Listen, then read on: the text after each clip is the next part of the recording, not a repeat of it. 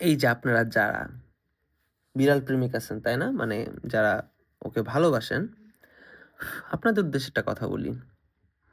যারা বিড়াল নিয়ে অনেক বেশি দহরম-মহরম করেন, এভাবে আদর-টাদর করেন, মাথা ম্যাসাজ করেন, মনে রাখবেন এই বিড়াল থেকে আপনার হতে পারে মরণঘাতী রোগ, যেটার নাম হচ্ছে জলাতঙ্ক।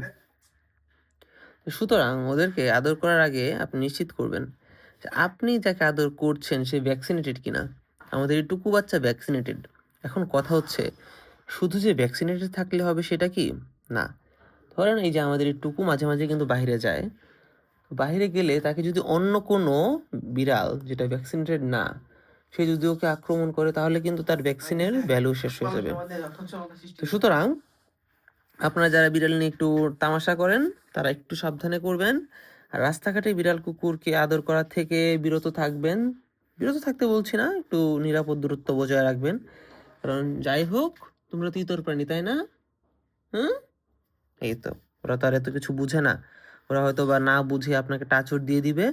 তার থেকে কিন্তু আপনার অনেক বড় ধরনের ক্ষতি হয়ে যেতে পারে। তো ধন্যবাদ সবাইকে। একটা বাই দিয়ে দাও। বাই। দেখেন ও কিন্তু বাই দিচ্ছে না। ও চেতে গেলে আবার খামচি মারতে পারে। ওকে।